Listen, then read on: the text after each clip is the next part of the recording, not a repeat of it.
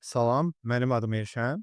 Bugünkü dərsimizin mövzusu FVC nədir və mən FVC-yə necə istifadə edirəm olacaq. Yadınızdadırsa, mən bundan əvvəl demişdim ki, FVC sizə 2 cür izah edəcəm. Hətta 3-cü FVC məntiqində izah edəcəm, amma bizim hazırladığımız təlim, yəni sizlər üçün hazırladığım təlim ICT və davamı olacaq. Hal-hazırda biz ICT ilə davam edirik. Ona görə burada istifadə edəcəyik FVC 1 və FVC 2-ni. FVC 3 isə artıq ikinci mərhələdə sizə öyrədəcəm. Deməli, məntiq nədən ibarətdir? FVC-ni biz şablon şəkildə trade eləmək əvəzinə, yəni hal-hazırda mən öyrədəcəyim qaydada keçsəniz, sizin üçün daha gözəl olacaq.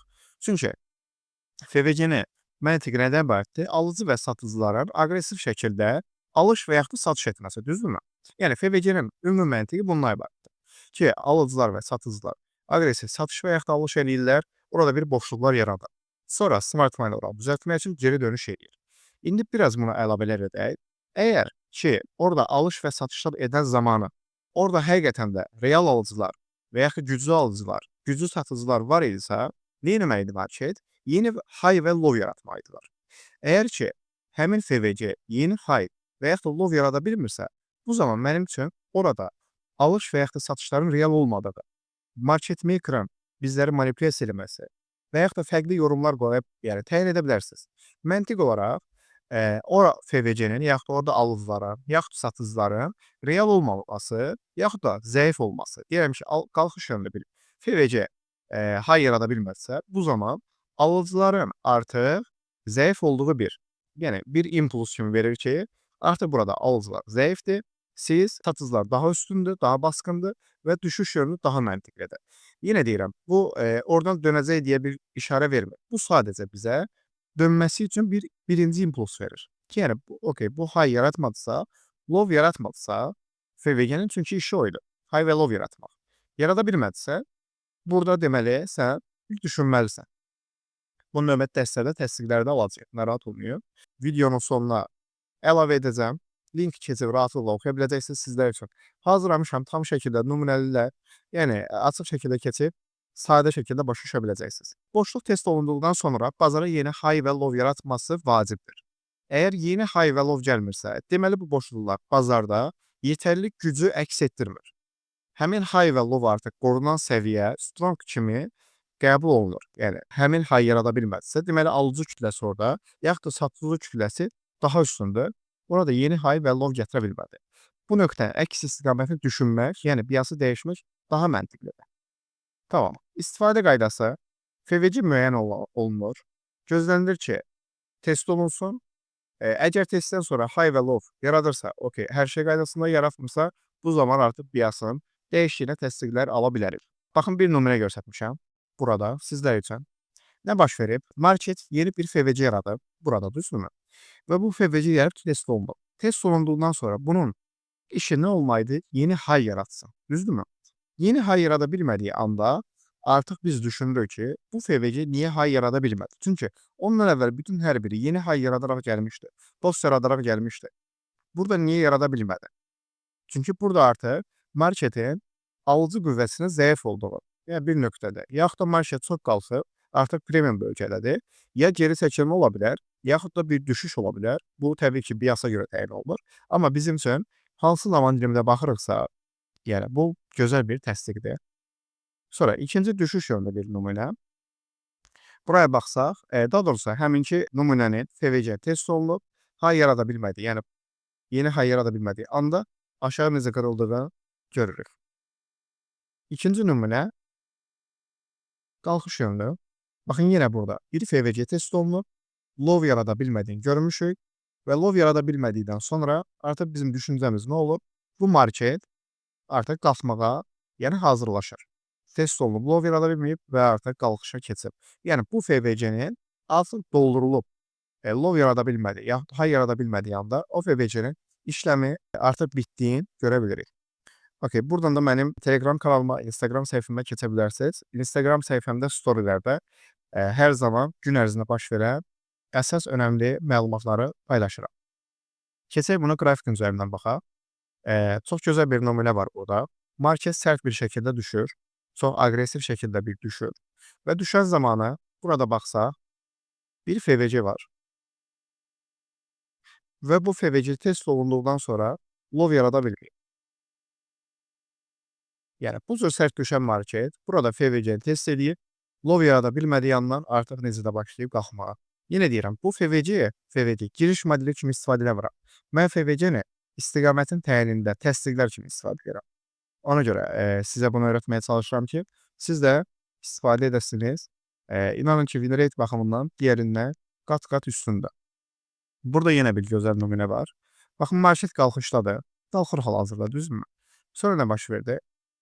Bir FVC, burada bir FVC test olundu. Test olunduqdan sonra vəzifəsi nə idi? Yeni bir high yaratsın. Niyə high yaratsın?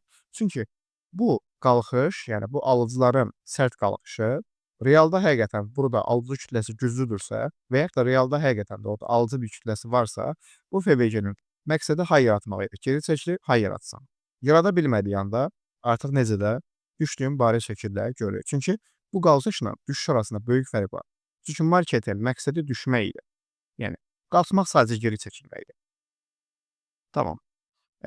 Nümunə əslində çox sadə olduğu üçün, yəni hədsiz çox göstərməyəcəm. Mən bütün dərslərdə çox göstərməyə çalışıram praktika. Amma burada çox göstərməyəcəm yenə. Çünki qarşımıza hər yerdə çıxır. Hər yerdə rahat baxa bilərsiniz. Baxın, burada yenə bir FVC test olunub. FVC-nin məqsədi nə idi? Yeni bir yer, high yaratsın. Yarada bilmədiyi anda biz nə düşünürük? Bu FVC yeni bir high yaratmadığı anda marketin niyə high yaratmadığını düşünməliyik. Yəni alıcı kütləsi bu qədərini zəifdir. Yəni high yarada bilmədilər. Çünki satıcıların baskın olduğunu yəni sonradan görürük. Bu bizə bu düşüşdən əvvəlki verilən impulslardan biridir. Təsdiqlərdən biridir. Tamam. Fərqli bir nümunələrə baxaq. Yeni dediyim kimi qrafikdə o qədər qarşımıza çıxır ki, yəni hara baxsaq görə bilərik. Baxın, yenə burada. FVC test olunub, geri çəkilib. Baxın, bunu kəsim daha ayrı görəsiniz. Burada məntiq nədir? Bu cür sərt düşən market. Baxın, necə də sərt düşüb, düzdürmü? Bu cür sərt düşən market bu kiçik məsafəni almadı. Yəni almama səbəbi nə ola bilər? Burada alıcı kütləsinin çox güclü olması. Çünki alıcı kütləsi burada çoxdursa, ICT-dən bunu bilirsiniz. Strong high, yeni başlayanlar bilmir. Strong high, strong low məntiqi ilə. Burada artıq strong low yaradır və bundan sonra market geri çəkilməyə başlayır. Bu FVC-nin işi nə idi? Low yaratmaq. Yarada bilmədiyi anda, deməli, satıcıların artıq zəif olduğunu, gücünün bitdiyini görə bilirik. Keçsək başqa bir nümunəyə. Baxaq. Fərqli yerlərə baxaq.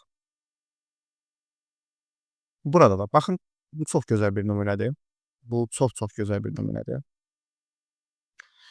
Baxın, market necə də sərt qalxır. Düzdürmü? Burada qalxışla da yeni situasiya baş verir.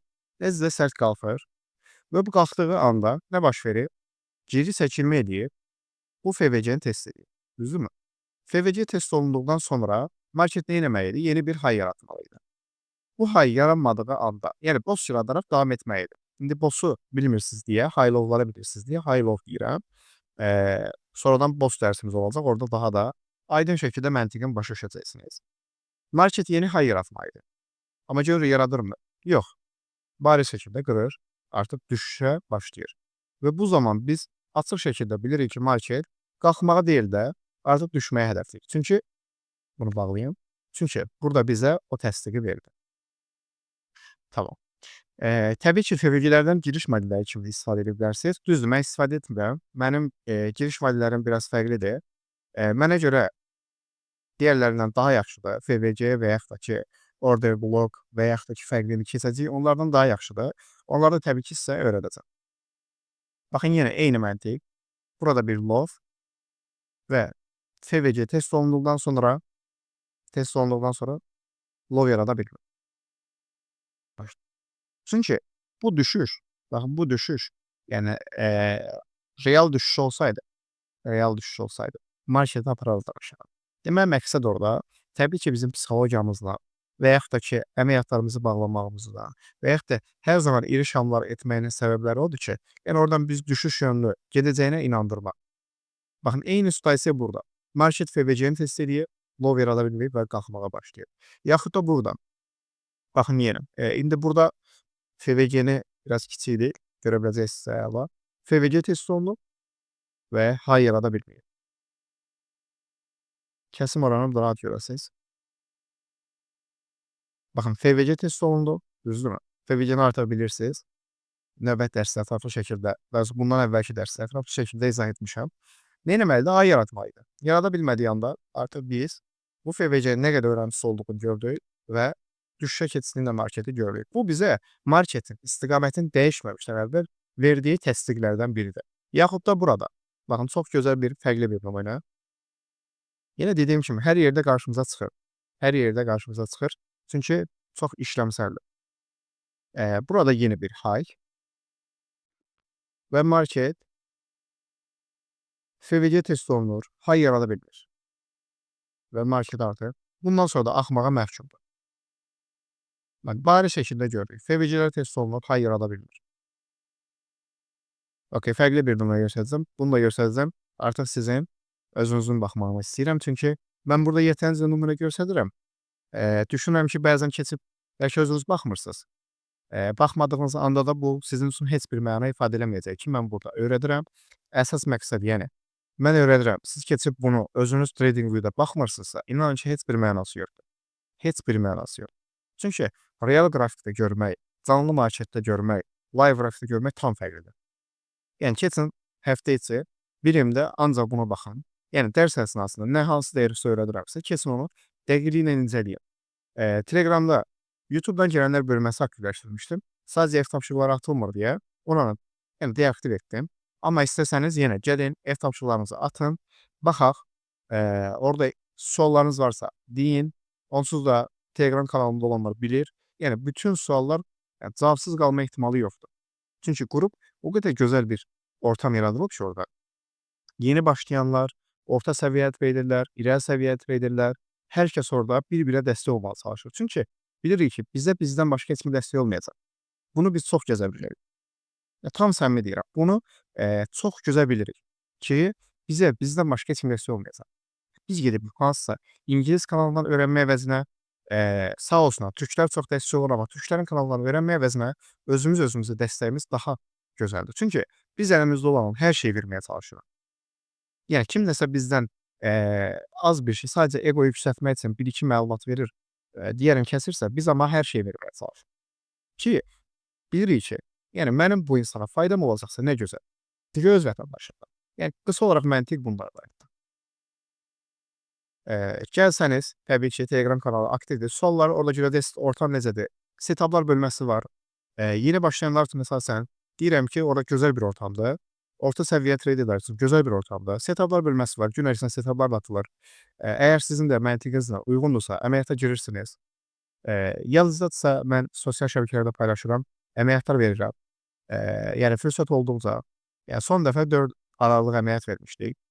Hər dəfə vermirəm, düzdür. Niyə vermirəm? Çünki siqnal bu işin ən xoşuma gəlməyən tərəfidir. Çünki insan özü öyrənməlidir. Amma siqnal deyil də setup birbaşa verirəm. Yəni təcrübə. Yəni analizlə bölməsinə baxsanız, dediyim situasiya baş verir. Yəni yazırlar ki, tam eyni situasiya baş verdi. Çünki mən əməliyyata girməmişdən əvvəl beynimdə canlandırıram. Nə olsa əməliyyata girəcəm. Bu olmalı ki, əməliyyata girim. Olmadığı halda mən girməyəcəm. Tamam, bunu qısa olaraq dedim ki, həm yeni traderlər, həm orta səviyyəli, irəli səviyyə traderlər yəni komandamıza qatıla bilərlər. Okay. Burada yenə market FVC test olunub. Baxın, FVC-lər test olunub. Heç bir yeni high yarada bilməyib. Və necə də real satışın baş verdiyi görmüşük. Yaxud da burada lovlar yarada bilmir. FVC-lər test olunub, lovlar yarada bilmir. Tamam, məntiq bundan ibarətdir. Ümid edirəm ki, faydalı olar sizə. Əgər suallarınız olsa da yenə əlavə olaraq yazarsınız. Fikrimcə yetərincə nümunə göstərdim. Burada yenə baxsanız, bir FVC test olunub və yeni bir high yarada bilmədiyi anda düşməyə məhkum olur. Yəni məntiq bundan ibarətdir ki, əgər FVC içərisində real alıcı və yaxud da satıcı daşıyırsa, daha doğrusu, həqiqətən də güclü alıcı və yaxud da satıcı daşıyırsa, o yeni bir high yaratmalıdır və yaxud da low yaratmalıdır. Yarada bilmədiyi anda artıq düşür və yaxud da qalxır. Demirəm, qalxacaq hər dəfəsində, düşəcək. Sadəcə bizə gözəl təsdiqlərdən biridir. Bunu təbii ki, mən öyrətdiyim bütün dərsləri kompleks şəkildə istifadə edəcəyik. Sadəcə FVC-yə yükləmək olmaz hər bir şey. Tamam. Sağ olun. Allah amanında. Özünüzdən müğayət olun.